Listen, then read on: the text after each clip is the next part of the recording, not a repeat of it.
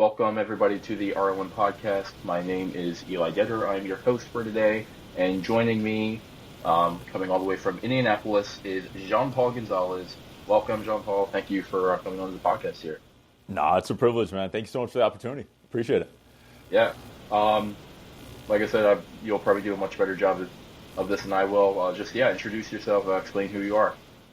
Yeah, man. So I would say, honestly, just a normal job would be teaching ninth grade world history.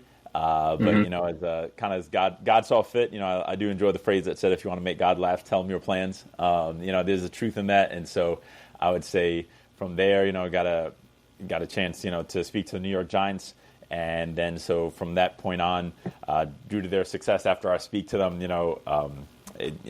went on to work with the team on a regular basis. So work as a Giants team chaplain, also the health and wellness, part of the health and wellness team with the team, as well as work as an executive director for Hope and Future, a program I was able to help found, to helping students, started in juvenile detention centers, and then we're able to do it in public schools.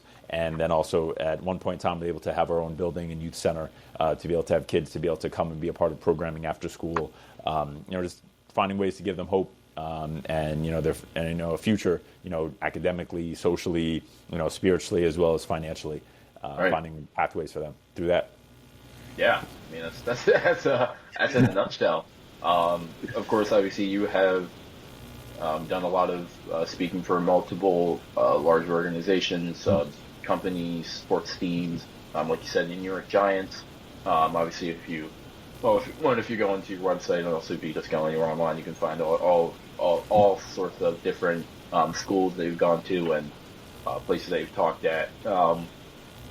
I would like to know. Actually, you were at my school back in November. Yeah. Remind me, and also for the people listening, how you came up with the all-in mantra that has become synonymous with you and has kind of become the popular thing for lots of different teams and groups. Yeah, I think at its base, like in its originality, when I spoke to the Giants about it, it was at a chapel service. So obviously it was one that was faith based, and honestly the theme of it came from the Bible. It came from the idea of there's an example in this of accounts of men and women who literally gave everything. Some sacrificed their life for something they believed in, and usually what they were believing in was, an ability to sacrifice and help others. And so, that was something that I tried to convey to them that night. It was like, it was the night before Christmas Eve, so, Christmas story, all that stuff. But, it wasn't the typical one. I looked at one of the, characters in the story of the Christmas story is this guy named Joseph, and he's willing to, be committed despite outward appearance, despite, what people might say or do, the commitment to Mary and to that whole situation. And I said, what would it look like to have that sort of commitment, not just for football, because, there's a room filled with, players from the team and coaches, but not just for your profession, but for your personal life, for your faith. And so that's where I gave them a poker chip, and said, when we play poker, I tried to find a way to kind of, resonate or build a bridge, if you will, So that's like when you play poker, you push all your chips in the middle. What does that, what does that signify? And, it means you're all in. You're willing to risk it. You're willing to give everything you have to possibly win this hand, maybe win the game. And I said, if you push your chips in the middle, you can't pull them back 10 seconds later and say you were just kidding, And I was like, but sometimes, we do that with our life. We say we're going to be committed to something. It doesn't initially start going the way we planned. And we say, oh, you know what, I didn't plan on this, so let me find a way out. Or, I didn't really want to be that committed to this team or to this, situation or to this business idea or this relationship. And, sometimes we can hover, from that point on, we just start hovering, going halfway, not totally in, but not totally out. If it doesn't work out. Not making a clear decision. Exactly. And you can always say, oh, well, I wasn't really trying, right? But it's, because it's scary. It's scary. The idea of true commitment is a scary proposition. But, I challenged them that night. Honestly, it wasn't even about football. It was, I challenge you guys and take a chip, sign it, put it someplace you see it. And when you see it, you ask yourself, did I really give my best today? And so, they're the ones who took it to the field and, then went on to win every game after that and win the Super Bowl. Yeah. That's That's like a fairy tale story right there. Yeah, Um, yeah, yeah. everything just kind of, kind of comes together and all works out. Um, of course, as I could not help but notice that you do talk a lot about how God has kind of Hmm. how God guided you and how God kind of helped you find the words to say and the messages to give. What was there any moment that you just kind of realized this was God's work, that God was kind of shining a light on that part of your life, that you realized, oh my gosh, this is what I'm meant to do. This is what God wants me to be doing. Yeah, man. I think that's something that he's definitely made very apparent. I mean, because I didn't plan on any of this. I'll be honest. I didn't. I'm in Indianapolis speaking to a business group tomorrow. Like, I'm Right, not a CEO. I'm not a CFO. Right. My right, normal job would be teaching ninth grade world history. Right. Yesterday I was in Palm Beach speaking for an automotive financial corporation. I've never sold a car. Right. Like so. I think there's some things when you start realizing it's a scary I would say, the best analogy that comes to mind is there's like these little, I wish I knew the name of them. There's these little insects that are able to somehow stand on the surface tension of the water. All oh right. yeah, And like sometimes water skimmer. yeah. Oh, there you Yeah, go, man. You're a biology major. There you go. You're awesome. But it's like they're able to be on top of the water, but they don't fall in. right, But they're not hovering above the water like a right, dragonfly. And I think sometimes when God, when He sees fit, He'll put us positions in our life where that'll be a constant. We'll be hmm, doing something that seems to defy, like, why are you doing that? Or how are you right, doing that? And you don't even know. And so it's even scary for you because you're like, for all intents and purposes, I should fall in. I shouldn't be here right now. Or for all intents and purposes, let me be safer and be able to float above so I know I'm not touching the water. right, But it's like He keeps us in this tension of being like, no, you're only here because I placed you here, which means you have to trust in me. And there's right, some things that are not going to make sense. And there's some days you get it right. You know what? There's some days I get it wrong and I'll fail. There's some days I let my pride come in and then it's like, man, why did I not trust? And then there's some days where it's like, wow, I don't want to do it. I'm too scared. I don't right, want to do it today, right? But then by His grace, there's a sufficiency He provides as He promised He would, where He's like, nah, just I just want you to be in this tension where you can't put it on you because right, you didn't get here yourself, but at the same time, you have the confidence in me to stay where you're supposed to be, to get up on that stage, to go speak to a group that, for all intents and purposes, based on your resume, maybe you shouldn't have any business speaking to. right, But then when you come down off the stage, whether it's for, an awesome group of students, over at your high school or, for a multinational corporation or a professional team, by His grace, there's people that are touched and they're like, wow, and a lot of them are honest, normally I walk in here and assemblies suck. You know what I mean? I hate yeah, assemblies. yeah, I yeah, fall asleep or I'm on my phone. Yeah, man, what you said was actually I listened. And I'm like, yeah, cool, I'll take it. Coming from a 15-year-old at a high school who normally sleeps in the back of the room for an assembly, I'll take right, that more than, some CEO, saying, oh, that was great. Nah, right, I'll take the 15-year-old any day. So yeah. right. I mean, I think it's true that whenever you find whether I mean, I'll use motivational speaking as a easy example. But whenever you find something like that, that one you're passionate about, Mhm. and you're willing to put in the time for it, the Yeah. work for it, the research. You're willing to not just go into it blind. You're willing Yeah. to, Yeah. you're willing to one. You're willing. I mean, you're willing to take a risk and kind of go into it blind, not knowing how people are going to react. But you're also like, hey, this is what I feel I was meant to do, and this is what God is saying, or is what I feel I was meant to do, that it's going to work out. And I think very rarely has anyone ever done that, and absolutely no one reacted. Absolutely no one Yeah. was like, Yeah. that touch. I think that's almost the point, is that if we feel that we're going to make an impact, we more than likely we will make an impact, because there's always going to be someone that needs to hear the message that we're sharing, or Mm. they need to see the impact that we have on other people. And that's what draws them closer to you, whether you say it's the 15-year-old that never really Mm. pays attention, Yeah. or it's the football player that wasn't really taking the sport seriously, or the Yeah. businessman that wasn't taking the job seriously. There's always going to be someone that needs to hear that message that they didn't even know they need to hear. They weren't really even thinking about it. That Yeah. was the last Yeah. thing on their mind. And someone like you comes in and you just you say something, they're like, oh my God, everything clicks. Yeah, It yeah, completely changes their life. But I mean, that's the reality of it. And that's kind of why, like, this podcast is something that I was like, I don't know how people are going to react. I highly doubted anyone was even going to pay attention to it, but I was like, you know what? I will take that chance.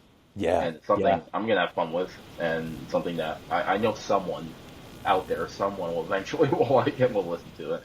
yeah. But it is awesome to see people taking something that, one, like you said, you never planned on doing it. It wasn't something that you were, striving to do your whole life. Yeah. You were a high school teacher, and that was perfect for you. And then this thing came along, and you're like, oh wow, this is something I can also perfect, and also something I can work on and learn with. And I mean, obviously, I don't know how many years we are since you started from that, but now, you're an internationally known person. You've talked to, you've gone all over, you've done stuff, and you're still doing stuff. You haven't stopped, and it's awesome. And to Um, your point, man, it's so you raised such a great point about like how like nothing is wasted. You know what I mean? right, Like I feel like God wastes nothing. Like there's things like you doing this here is impacting lives you have no idea about, lives that you might not see in a hallway or you even see right, maybe in your own city, maybe lives across the country. But the other awesome thing is like everything is preparation for the next thing or for something else. right, There's things I know like I was involved doing, and it was like, man, I'm not going to use this, or how am I going to use this, or how is this even going to why would I be, why would he have me here doing this right now? This is not necessarily what I want to do. I want to do at this level, but I got to start right, at I don't want to do it this level. But it's amazing how we waste nothing, and every experience was, if we're willing to be open to grow and to learn from it, are things that we are able to put like in our tool belt per se, or like in right, our armory as like a weapon to be able to use to say, you know what? But I remember there was that time that I did that, and hmm, okay, let's use that over here. Or there's that time I did this. Let's use that. It's like working with the Giants. Oftentimes, before they play about, with preseason games, it's about 22 games a year, hmm, and typically on a given season, I'll have to construct. I'll try to get some guest speakers, but I'll construct maybe 22 different unique talks every single right, season. And people say, well, oh man, you got to come up with 22 stuff. You've been with them for 8 years. That's like, right, bro, that's crazy amount of talks. And they right, have to be unique and new because some guys have been on the team for 10 years, so you can't use the same yeah, stuff over and over. And I said, well, what the crazy thing is, like, I think being a teacher, for years before right. that, That's like the same thing as it was well. because you were making lesson plans. Right, You were having to adapt. I only get 20 minutes speaking to them for my, for working with the team each week. But, you're doing 45-minute periods. And, right, first period can't be like second period, which can't be like third period sometimes because you got a right, different group of kids, right, different different. Yep. students. And so as crazy as it sounds, it's like, yeah, but even going before teaching, it was working in the jails and speaking to the guys and the girls in the jail when and it's just how like, in the jail, I had no idea I'd be using it in the classroom. And then the Right. classroom, I'd be using it with professional athletes Hmm. every week, the night before a game.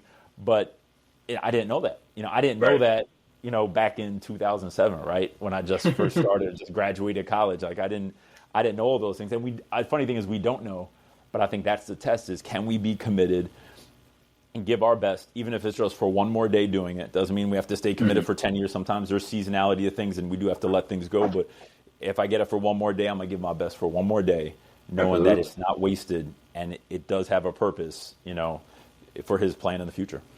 Right. I mean, yeah, to your point, I don't think I've ever had an experience that eventually, whether it was, the next week, the next years down the road, that didn't eventually lead to something even better. Yeah. And I didn't look back and I was like, oh wow, I That's what it have, was for. Yep. right. It's like I have this skill, and I had, I started this skill this many years ago, and I didn't even realize this would be something I would ever use later in my life or Yeah. at all. And it all just comes back, and you're like, wow, there's, like you said, there was no such thing as a wasted talent or Yeah. a wasted message or anything. Yeah. Because either you or someone else is always going to need that at Mm. some point, I mean, I'm Yep. sure there's people who probably had speeches like that, and maybe after that speech, no one came up to them and told them, "Hey, that really helped me." But years later, some some random person was watching it online and it was like, dude, how Yeah. did I only find this now? And it's like, Yeah. and then, it's that delayed reaction, but it's still just as powerful and still just as absolutely incredible to see because it's the, what's the word? I mean, that's kind of the magic of it all, is that you don't exactly, Yeah. like you said, you don't know where it's going to go, you don't know where it's going to lead, but you kind of have to put that trust in that, Yeah. either God or whatever you believe in, or just that you just have to believe it's going to all work out and that Yeah. it's And going that to lead commitment to you it. Yeah. right. It's going to lead you to a better spot. And it might not be something that you have to stay in for, you know, 5, 10 years. It might be something that only lasts a couple of weeks or a couple of months or something like that. Yeah. But Yep. even still, if it's something that you really wish to be, like you said, committed to, dedicated to, something you really want to have an impact, you have to put in the hours, you have to put in the time, and you can't. Jumping way back to the beginning when you said that you can't go that halfway point Yeah. where you're like, oh, I want to do this, but I don't want to get that committed to, or I don't want to Yeah. do this much with it. You kind of just gotta Yeah. be like, hey, either I want it or I don't, and I'm either gonna do what it takes to get there. I'm not going to, and if I'm not going to, I can't blame myself. I can't blame anyone else for that because that's all me. Yeah, and it's to what you just said, like it's one of those things where sometimes we want the outcome at the highest level, but we don't have the muscles or the stamina built up because we didn't do it at the lower level. Right. It's like we'll be like, I'll work with students or even like, and then they'll be like, oh, well, I'll turn it on once I get to that level. Or, Right. I'll give my best once I get there. This is just, it doesn't matter a whole lot. And I'm just like, yeah, but the problem is that's not how anything works, right? Mm-hmm. You don't just say, all right, on Saturday, I'll lift heavy because I'm only going to lift light for, every other day of the week. Right. It doesn't work, right? Like, 'cause you Right. wouldn't be able to, if you're doing 5 pounds on the bench press every single day and you think magically you're Right. going to do 185 on a Saturday, it's not gonna work. It doesn't work that way. And it doesn't work that way. Like, you won't have the resource, the ability to pull because you haven't been putting in the stamina. It's like, like it says in the word, right? Like, if you can't be faithful with little, you can't be given much. Right. It's not going to work that way. Like, well, once I have $1 million, then I'll be generous. No, you're not. Right. If you're No. not generous with $100, chances are you're not going to be generous with $1 million. And I hate to Right. say it, but that's just the truth. And if you are, it's more of a show, or if it's done out of begrudgingly or just as a tax break. Right. Like, if those muscles aren't built up in the periods of time where people aren't, you don't think anybody's watching or anyone's paying attention, or it doesn't matter. Right. You're not going to be able to call on them when you're on the biggest stages or the lights are on. It's just not going to be there for you. You can't turn it on and off. It's not one of them things. Right. It's yeah. I mean, I'm sure pretty much everyone's heard this at some point in your life that who you really are is who you are. When no one's looking, when the lights are off, and you're either by yourself doing something, or you're just out with friends or something like that, and no one's really watching. That's who you really are, and it's important about keeping a balance about who you are when you're up on stage talking to a big group, and also who you are with your friends and your family and stuff like that. But then again, being consistent and not having a flip switch so that you're two completely different people. Having that base of who you are being evident in both areas and both aspects of your life. But yet again, also knowing that you can't really be the exact same person because it's a different atmosphere, it's a different group of people that will react differently, especially if it's a group of people that you've never known in your life. And, whether it's like a school and you're going to school and you're talking to these kids that you've never seen before, and honestly, you might not ever see them again after that day. Yeah. But even still, you got to figure out, hey, how do I approach this group of people, these group of young adults that don't really know me, and I need to get my message across in the most impactful manner, in a way that will last with them for hopefully a lifetime. Yeah. I think I'm pretty sure that's the goal of every motivational speaker, is that they want to get their message across in the most impactful manner in a way that lasts a lifetime, and that is never ends and stuff like that. But yeah, it's finding that unique balance of who you are, and also realizing what your skill set is.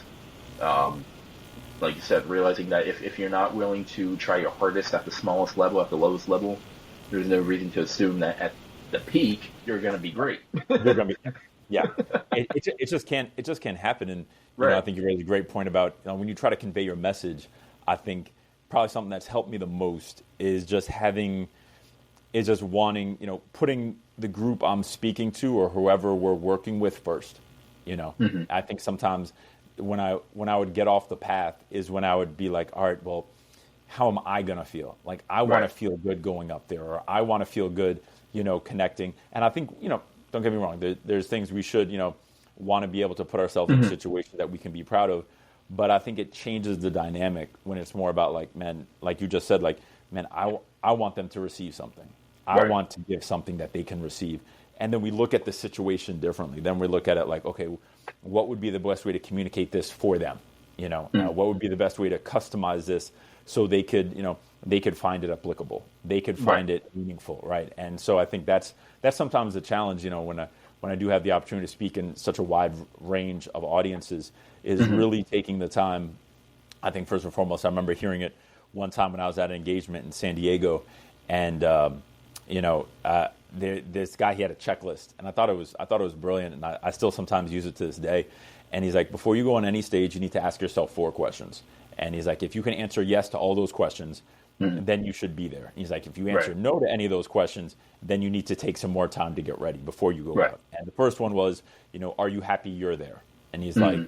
and I was like, yeah, yeah, I'm happy I'm here. It's an Yeah. opportunity. And he's like, are you happy that there's people out there waiting to listen to you? And I was like, yeah, it's better than speaking to nobody. And it's like, Right. yeah, okay. And he's like, do you know what you know? Don't go outside the bounds of what your experiences are Right. or what your messaging is. You know what you know. And I was like, yeah. And the last question, he's like, and do you care about them? He's like, because if you can't find a way to take what you know and put it in a way that cares about them, then he's like, you got to find a way to do that. Right. And so, in all honesty, like when I'm speaking to like an automotive group, as I was, yesterday, do I necessarily love the automotive industry? No, I don't even know enough about it. Right. But I know when I walked in the room, I took some time to, think about and, honestly to pray for those in the room saying, you know what? Yeah, they work in the automotive industry, but you know what? They're also dads. Right. There's also moms. They're brothers, their sisters, their sons, their daughters. Some of them are grandparents. And you know what? I care about them for that. And Hmm. if this message of being all in can not just help them with, their profit margins or, help them be better at their professions, but also can help in their personal lives for stuff that I do take, I do have a little bit more experience, Right. but maybe I think, I value maybe a little bit more than just their, automotive, ingenuity and Hmm. greatness, then I can go out there. And so I Right. usually try to take, whether, it was something like at your school and man, I just really want these students to be able to, receive and be able to, have hope, have a future, even if they're having a bad day, or maybe if they're a leader already, be able to say, hey, you know what, I got to start paying attention to those that are coming after me, even though I'm a Right. senior. It's not just like, whatever, I'm done with this place, but hey, no, like, how Yeah. can I help? Yeah. I think those 4 questions, I know for me have helped a ton of being able to get past some of the, insecurity I might have going into an area that I don't feel as, as competent in, but then Mhm. really cut to the heart of the matter of that. At the end of the day, it's people in the room. It's not, Right. it's not just about the product or the profit. It's the people in the room that we care about. Yeah, I mean, and like you said, it's that when you go into a situation like that, like you said with the automotive group, it's you have to kind of separate and be like, okay, these people, yes, they work in the automotive group, but what are they also, Yeah. and what are they in? Are they something that I can also relate to? And from then, you tailor your speech like that. Because I mean, you can't give the exact same speech that you give to an automotive industry as you would give to like a group of school students, right? Yeah, 'Cause yeah. two different groups of Yeah, people, yeah. two different demographics, different understandings of the world and stuff like that. And of course, that's going to play a huge role.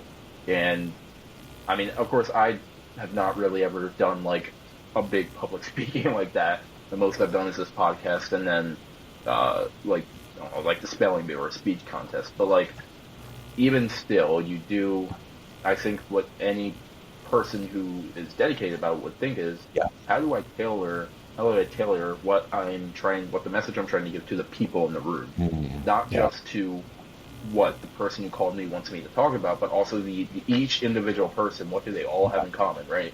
It's a group of school students. Okay, they all have, maybe they all have this same gosh, I don't know, maybe they're all struggling with the same, subject or whatever. They all have Yeah. something in common that you can tailor, and you'd be like, hey, take this message and apply it to this, but also you're not, sitting down talking with each individual person. Yeah. You're talking to a large mass of people, and you're figuring out the best way to reach as many people as at once. And yeah, like I said, giving your message in the most impactful way, and in a way that will last a lifetime. Yeah. And even if it's something that maybe they think about and maybe they apply it once and then it kind of just leaves, at least they used it, and like you said, it doesn't go to waste. And if they don't use it immediately, then you'll use it years down the road, weeks down the road, months down the road. It'll be used at some point in their lives, and maybe at that point, once it's used, then they'll be like, wow, I realized, wow, that stuck with me all this time. Yeah. And now maybe they are like, well, I'm going to share what I learned from that, and that's how you get that chain reaction of a person like you come into a room talking to them. They hold on to that maybe they hold on to that message for like 10 years. 10 years later, they're spreading that same message, where they're saying, hey, this is what I learned, and I never expected to learn this. I never expected that this would have such a major impact on our life. But then again, it just goes to show you can never really you can never really like predict what it's the impact. Yeah. You can't. You have no idea, and I think that's the it's the truth of the matter is usually our greatest opportunities come as the saying goes, when we least expect it. But it's true. It's so true. We think, oh no, it's going to be on this stage or it's going to be at this certain time. Right. And sometimes that happens. Don't get me wrong, but at the same time, a lot of it happens when we didn't expect it. A lot of it happens when we were faithful doing something. I think I love the quote by Erwin McManus that says, when we abdicate our responsibilities, we eliminate our opportunities. And I think he's right about that. Usually our greatest opportunities come in the midst of a current responsibility. Right. It's in the daily. It's what we do on a rainy Tuesday, not just what we do when it's like, oh man, this is like I said, there's opportunities for that too, but usually it's the consistency of us doing it. Like you said, the day in, the day out. I remember when a student I was working with, and I was trying to convey this to him, and he was like, oh man, I really want a really good internship, blah blah blah. I was like, okay, but I was like, here's the thing: is you have no idea who some of the spouses are of some of the teachers that you have. You have no idea if Miss Velasquez's husband works for Google. They have internships each summer, but the fact that you don't turn your homework in on time, you think she's going to tell you about? Like, I hate to say it, you think she's going to tell you about that? But I know my wife, she's a business consultant. She got her job because she was, first in her class for one of the professors for like evaluations, right? Like kind of thing. But she gave her best, not because, I'm going to give, because he didn't announce in the beginning of the class, I'm going to give my top student a job at my firm. He didn't say that. But because she did, all of a sudden he's like, hey, let me talk to you real quick before graduation. Right. And she got her job opportunity because that's awesome. Yeah. It's just that. It's to your point, it's the fact of, we don't know who's watching. Same way for me. I had no idea the Giants didn't ask me to speak to their team because I played football. I never played professional football. Like, and it wasn't even about me playing basketball, even though I had an opportunity playing professionally.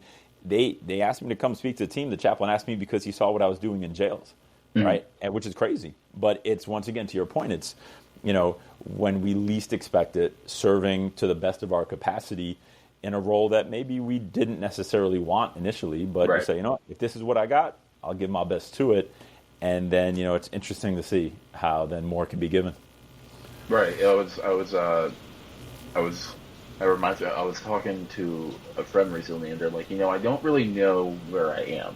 And I was kind of like, why is that? I was kind of like, why is that necessarily so bad? So I'm like, everyone spends so much time trying to figure out where they are that they never really pick a moment to actually be like, hey, this is where I am. I don't really know where it is, but I'm here. Well, how am I going to use this to the best of my ability and grow from it and learn from it?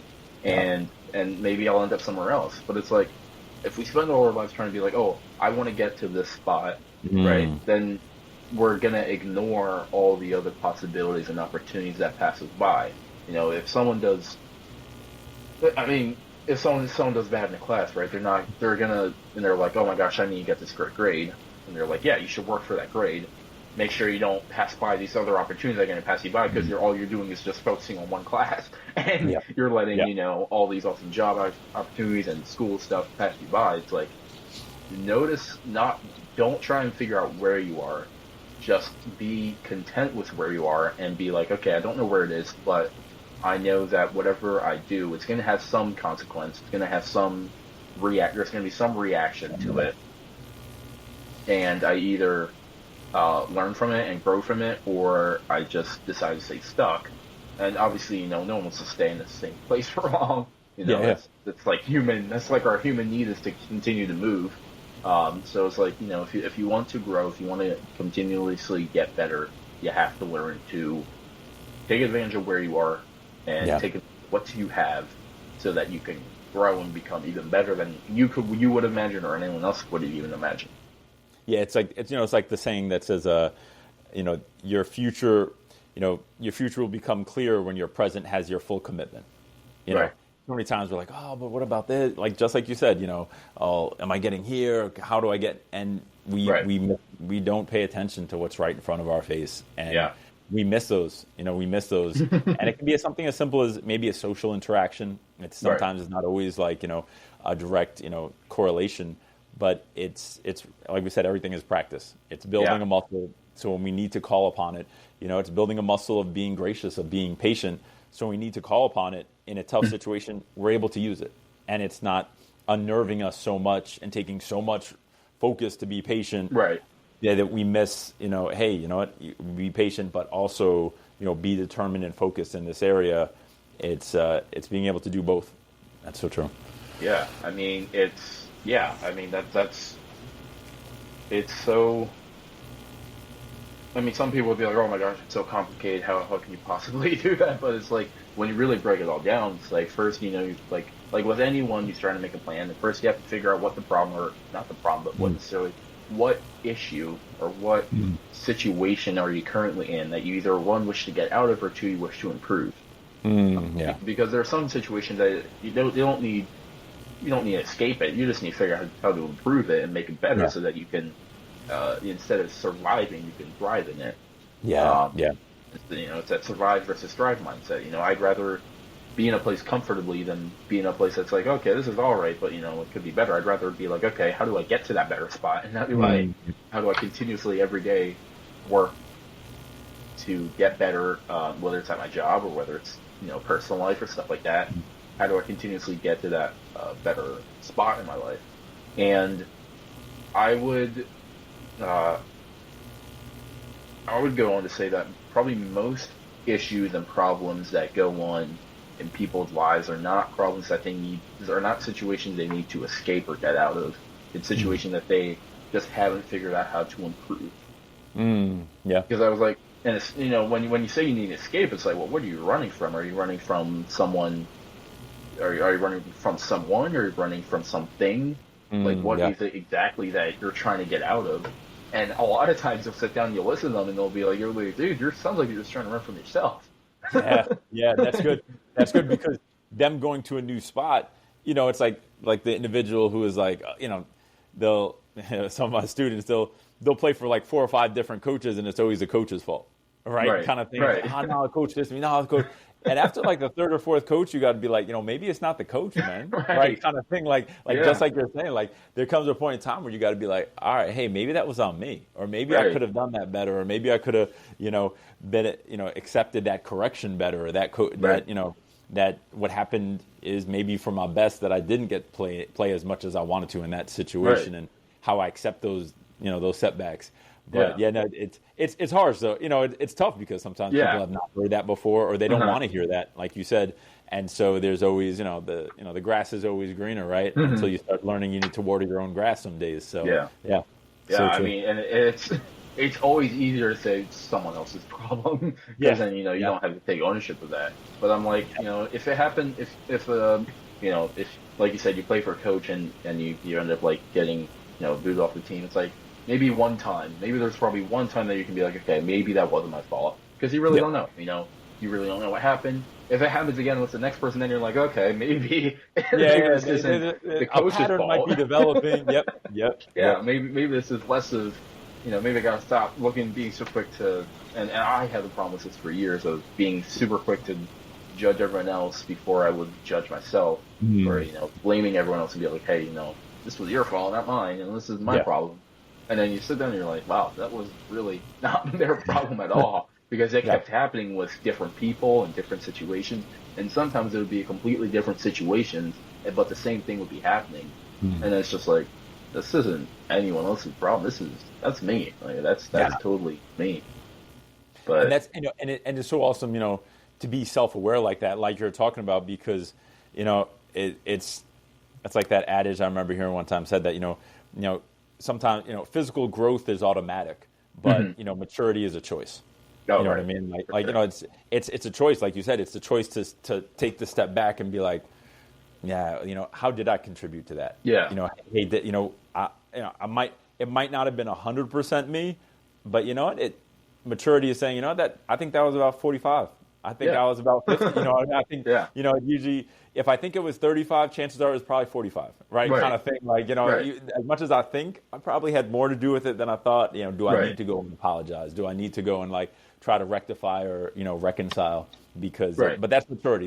That's a choice that we have to make because it's Hmm. not going to happen automatically. Because I mean, if you don't see it, if you're choosing not to see it when you're 15, you're still not going to see it when you're 25.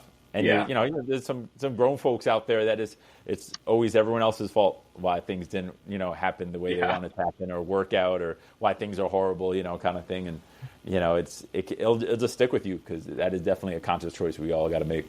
Right. And and I also think that and then it's also you got to make sure that you're not, jumping into it and just being like, and then you're just like, oh, this is all my fault, right? It's Yeah, like you yeah, got yeah, to yeah. one be like, hey, I contributed, and Mm. maybe a majority of this was on me. I didn't do what I was supposed to, or I didn't go here when I was supposed to go here, and this kind of messed everything up. But then again, you have to be like, hey, there's more than just you on the team. Yeah, yeah. There's a whole entire dynamic, and each person contributes to that dynamic. And if one thing goes south, then you have to look at each person and be like, okay, where did each person not go wrong, but where did each person Mm. contribute or not contribute, or what happened, or did someone do something that they weren't supposed to do yet? Yeah.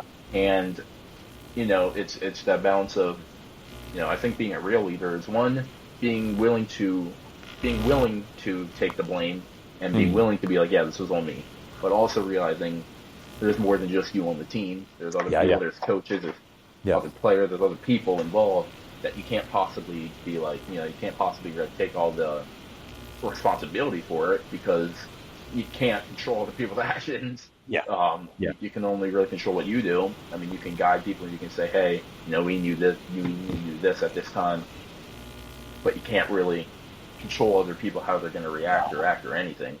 And like you said, it's integrating both, and I think that's such a great point you raised because that's the healthy perspective. It's Right. not all everybody else, but then it's also not like over condemnation of like, oh man, this is all on me and this and that. Right. And I remember for a while I struggled with that, like in the sense of I would there was when I started becoming a leader, I would always like try to take all the responsibility in the sense of like when someone asked to help, I'd be like, no, I got it, or no, Right. no, it's me. And I thought I was being altruistic, right? I thought I was being the nice guy, like no, like I'll Mhm. take care of it. I don't want to inconvenience you, this and that. Right. But what I also started finding is that was underlying pride, because even Right. though I was telling you, no, it's okay, I got it, I was really doing it because at the heart of it, I was saying you can't do it as good as me, Right. so I got it, right? Right. And it was trying to come to grips with both of no, I'll allow you in, which means there is now a shared responsibility for Mhm. whether we fail or whether we, win. Mhm. But at the same time, it's acknowledging the balance of both of like, all right, I could have done that better. But at the same time, I'm willing to, if I do care about you, say, hey, but you also could have done that better as well. I'm Right. willing to Yeah. admit my faults, but also, we also have to share this responsibility Mhm. if we're going to work together well as a team. It can't just Right. be one or the other. Yeah. No, that's a Yeah. good point. It's like, and it's just being like, hey, instead of I'll do it for you, how about, do you need help with it? What do you need help with? What do you need? Yeah. What do you need me to get you something so that you can, do the job better? I think that's, I mean, I would say, would you say that for being a leader, was it instead of trying to figure out how you can do people's job for them, you figure out Yeah. what can you provide? And I think that's a Yeah. true part of leader. Yeah. What can you provide so that people can do their job better, so that you're not having to, Yeah. look over their shoulder, and you're just like, hey, I trust you. You got everything you need. If you need Mm. something, you let me know. I'll help you get it, or I'll guide you to a person who can help you get it better than I can. And then boom, you have quick, easy. The team's working well. You're getting the Mm. job that you need done. Because I mean also I mean that's kind of the unfortunate side as well, is that as the CEO, or as the coach, or as the principal or whatever, you have your own job that you need to do, and you Yeah. can't Yeah. possibly be doing everybody's Yeah. job on Yeah. top of yours. And that's where it's just like, yeah, it's finding that uh it's finding that balance Mm. between doing your job, learning how to do other people's jobs, but not doing their jobs for them. Mm. Just Yeah. learning how they do their job so that you can help them do their job. Yeah. And realizing, there's abilities and ways that when they do their job, as you're supporting them, like I love what you said about, like, how can I help you, be successful, that they can reach and they can, impact others in ways that you never could, Right. kind of thing. Like there's a degree of individuals, like, that I've had, like, either that were a part of, what we were doing in the youth center, working with students, or like even in the juvenile detention centers. There's way that they could interact with certain members that we had that Hmm. I never could. And if I didn't allow them to have that responsibility, if I didn't say, you know what, hey, let me just empower you, Right. we would have never had the impact we were able to have, or that we can have, by it just being, oh, okay, well, I'll always be the one who takes this. I'll always be the one who Right. takes that. And yeah, it's like that John Maxwell quote that says, if you think you're a leader and you turn around and no one's following, you're just out for a Hmm. walk, right? And it's Yeah. true, right? Like, you could, swear up and down, oh man, I'm doing this, and you can be doing a lot of good stuff. Like, you can be Right. doing a lot, but if you're not allowing others on the journey, but others on the journey follow, truly being a part of it means sometimes you got to walk slower. Sometimes you Hmm. can't go at the pace you want to go. And you're like, Yeah. oh, but I allowed them to be a part of it. If I allow this freshman to join our club or our group, then it's going to slow me down, because Yeah. then, they're a little more mature, or they don't understand this or that. You're right. And that's accepting that, we might have to go not at the pace we want to go at this moment, Right. but at the same time knowing they're going to, by allowing them to be a part, they can, if it's something as student council, like, they can activate the freshman class in a way that a senior never could, right? Right. Because they're a part of, there's a degree of Right. not just sympathy, but empathy for what they might be going through, or, the activation of an individual in that sense. And yeah, you might not go, quote unquote, as fast, but if you do it by yourself, then at the end of the day, when you leave, it's just going to die with you, right? Kind of thing. It'll be done. But if you're having other people along the way, that's that stuff that lasts for 5-10 years after you're gone, kind of thing. Yeah. Yeah. And it's also like, I mean, like you said, learning to not go at the same pace that you would by yourself. It's like, when you decide to when you decide to either create a team or you decide to be a part of a team, you got to learn, one, you're not going to be able to go as fast as you wish, simply because you don't know the capabilities of the other people. And most likely, I mean, I'm pretty sure probably any solo businessman or entrepreneur could probably say that when they're on their own, they can go a lot faster than they can with, a whole team of people who are there. And it's not because the other people are slow, but it's because it's a wide variety of capabilities and abilities and stuff like that. It's not possibly going to work where everyone's going to be moving at that breakneck pace and still be getting everything done to quality. It's like if you want to be, it's like you should always be a quality over quantity person, right? It's like, if you want to move fast, fine, move fast, and you might get a lot of stuff done. But is that stuff that you get done, is the products that you produce, is the services that you provide, are they going to be quality, or is it just going to be a lot of them? But people are going to be like, oh, these aren't really as great as they could be, and you realize, hey, they're not great as they could be. And then either one, you slow down, or two, you're just like, okay, well, whatever, I'm just going to keep going. And then then you become deaf to it, and right. It's like that. It's like that. The proverb that says, if you want to go fast, you go alone. If you want to go far, you go together. Kind of thing. And it's still about relationships. To your point, it's still about, because you could even go fast and maybe have a really great product, but if you're not including relationships along the way. And because relationships take time. That's the thing that slows us down, right? Relationships take time to build. They Sure. take time Yeah. to invest in. But when we have relationships, we're still a very word of mouth society. So if you have a great experience, because I took time to talk with you, let's say at my coffee shop, you're Right. probably, 15 or 20 other people that are going to be like, hey, we want to meet up? Hey, let's go over to this coffee shop, man. They got some great stuff over there that I could never reach, that I'll never Right. bring in the door. But if I'm just like, nah, I'm too busy. I need to make this great coffee. I don't got time. It's when I became a barista in New York City on the weekends, it was one of the things where I realized that it takes both. You can love your craft, but you also need to be personable. You also need to have a relationship, because if you want to have a successful, whether it's a team, business, classroom, it's being able to say, all right, no, we're going to get to this content. But at the same time, I'm going to care when I hear that, you guys are playing in the state championships. And I'll say something to the class before you walk in, because you're going to feel a certain type of way of like, wow, Mr. Gonzalez knows we're in the state championships this week. Yeah. Yeah. Wow, that's cool. All right, now I'm going to pay attention to Mr. Gonzalez when he gives out the study guide, right? Like, kind of like it's or when someone's like talking in the back of class, one thing for me to be like, hey guys, be quiet. Another thing for you to turn and be like, hey man, shut up. Like, yo, Mr. Gonzalez trying to talk. Like you're going to take, you're going to take that advice from a peer way quicker than an adult. But it takes, once again, to your point, it takes time in building that relationship, which makes quote unquote slower, but it's a whole lot more quality and productivity that's going to happen in the long run. Yeah, absolutely. I mean, that is. I mean, that's what everyone should strive to not go through everything as fast as they can. It's, breakneck speed. I mean, if that's what your capabilities are and you're still able to produce quality, then by all means go for it. I mean, like you said, if you want to go fast, go fast. But if you want to go far, get a team, get a good team, and stay together. Because that's really what's going to carry you. It's really what's going to carry you through.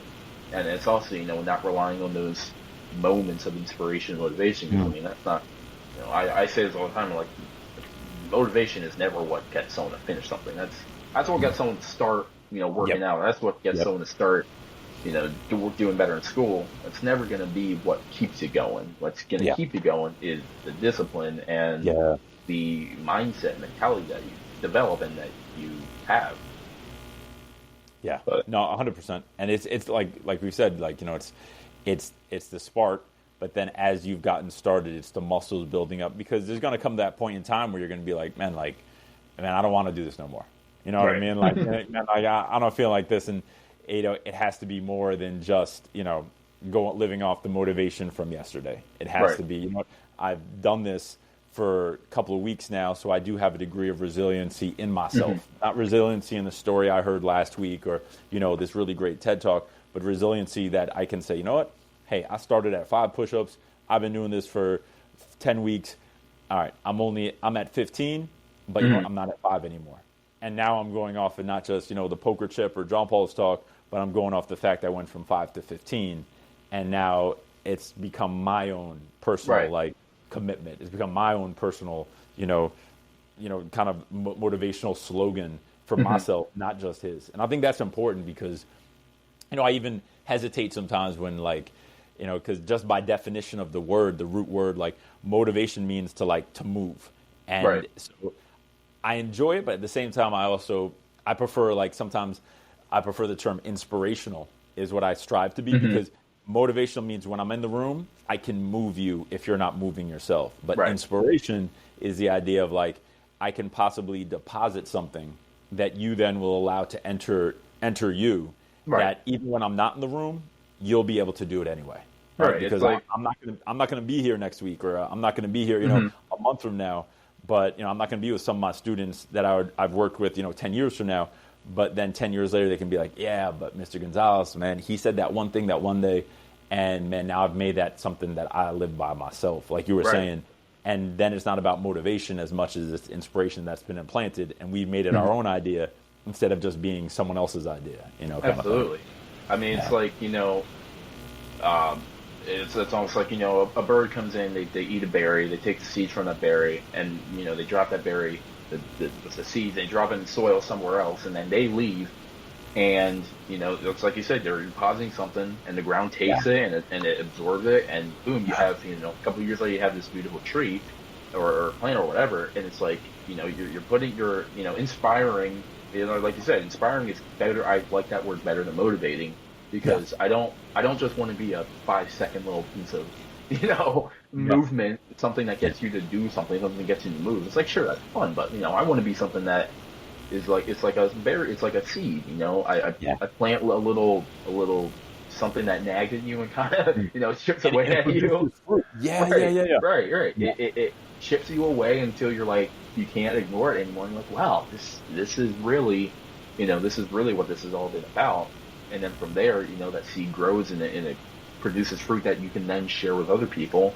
Yeah. And, people come in, they soak in the information that you're giving them, and boom, they spread it. And then again, you have that chain reaction, and you're just like, wow, one, not like one bit of motivation. Well, someone inspired me, someone put something in my brain, in my heart, that I listened to, and then I took, and I figured out how to make that part of my life.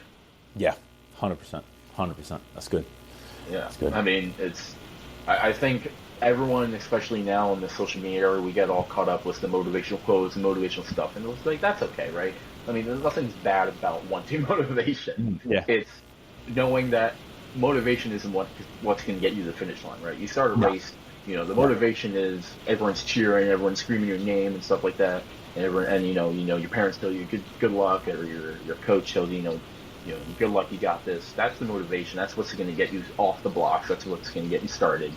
I did cross country, right? So like, you start, and everyone's at the beginning start line, Yeah. cheering you on and stuff like that. And then, the official, raises his gun, and then shoots the gun, and boom, you're like, oh, you got all the adrenaline, Yeah. and you're running, and that's great. And then, you get to that spot where, no one's there, because, they're all waiting at the finish line, or there's somewhere along the trend, you don't hear them. Motivation is not going to keep you running. No. No. Inspiration isn't really what's going to keep you running. Inspiration is what you learn after for that race. You're like, wow, this is what I learned from that. Mm. But it's, like I said, it's discipline.